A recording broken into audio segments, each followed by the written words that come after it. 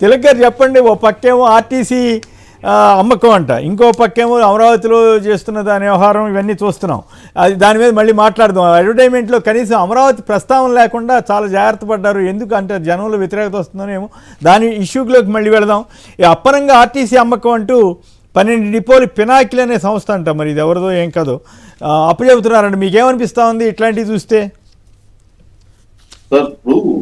రాష్ట్రంలో ప్రభుత్వ రంగ సంస్థలు కానీ స్థానిక సంస్థలకు సంబంధించి కానీ అనేక విషయాల్లో ప్రైవేటైజేషన్ ముందుకెళ్తారు. మున్సిపాలిటీలో పౌర సేవలన్నీ ప్రైవేటైజేషన్ అంట కదా, రోడ్లు అన్ని. లేటెస్ట్ గా వీధి దీపాలు కూడా ప్రైవేట్ వాళ్ళకి అప్పచెబుతారు. అవును, వాళ్ళు చంద్రబాబు నాయుడు గారు ఒకటే టార్గెట్, ప్రైవేట్ వాళ్ళకి అప్పచెప్పడం, కమిషన్లు దండుకోవడం. కాదు, కమిషన్లు దండుకోవడం కాదు అంటే ఏ ప్రయోజనం కోసం అప్పచెబుతున్నారో చెప్పాలి, జవాబు చెప్పాలి. ఉత్తరప్రదేశ్ లో ట్రాన్స్కో వాళ్ళు స్మార్ట్ మీటర్లు పెడుతుంటే రోడ్ల మీద తీసుకొచ్చే బద్దలు కొడుతున్నారు రైతులు, ప్రజలు. ఎందుకు ఆ పరిస్థితి వచ్చింది?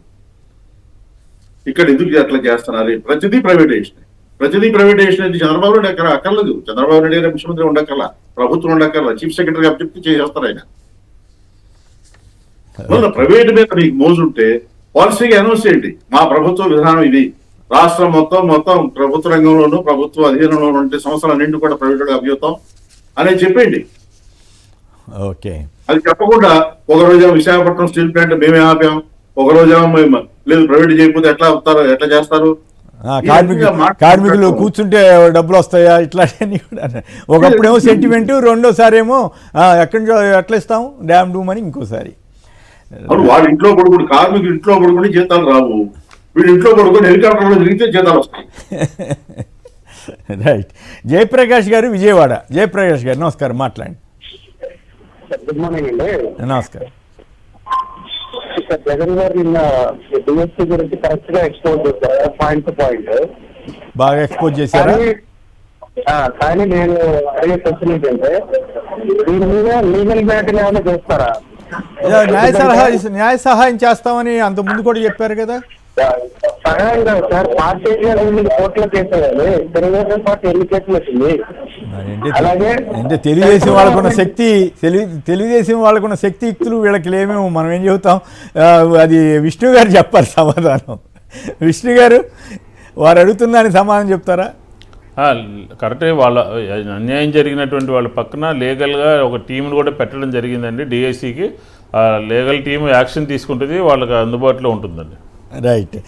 దీని మీద కూడా మాట్లాడతారా? ఆర్టీసీని మొత్తం అప్పనంగా ఆర్టీసీ అమ్మకుండా ప్రజాహితులు ఇవాళ వార్త వచ్చింది. ఎవరో పినాకిల్ సంస్థ అంట 12 డిపోలు వాళ్ళకి అప్పచెబుతారట, ప్రస్తుతానికి 4 అప్పగించారట. మీకేమనిపిస్తుంది ఈ పరిస్థితి విష్ణు గారు?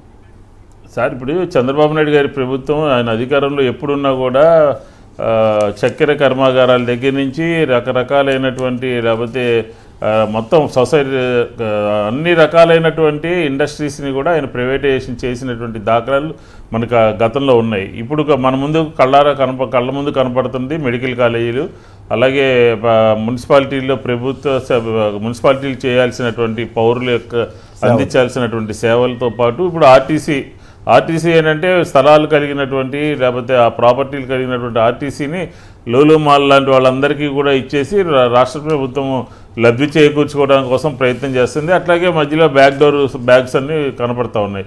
కాబట్టి ఈ ప్రైవేటైజేషన్ జపం మానుకునే విధంగా కూడా వైఎస్ఆర్ కాంగ్రెస్ పార్టీ పనిచేస్తుంది. రైట్. రవి గారు గూడూరు నుంచి నమస్కారం. లవ్లు మాల్ విషయంలో కూడా సరే కోర్టుకు వెళ్ళడం జరిగింది. తర్వాత దాని మీద అది విత్డ్రా చేసేంత వరకు కూడా యాజిటేషన్ చేసాం. విజయవాడ నగరంలో అత్యంత ఖరీదైనటువంటిది ఆర్టీసీ స్థలాన్ని ప్రైవేటైజేషన్ చేయాలని చెప్పిన ప్రయత్నం చేస్తే అది సార్.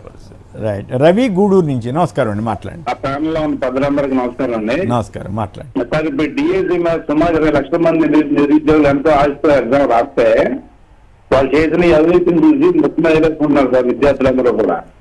అలాగే జగన్మోహన్ రెడ్డి గారు గవర్నమెంట్ రాగానే 1,30,20,000 పోస్టులు తీసిన రోజు ఏ రోజు కూడా ఒక్క పోస్ట్ విషయంలో కూడా కాకుండా అమలు లేకుండా తీసిన విషయంలో ప్రజలందరూ చూశారు సార్.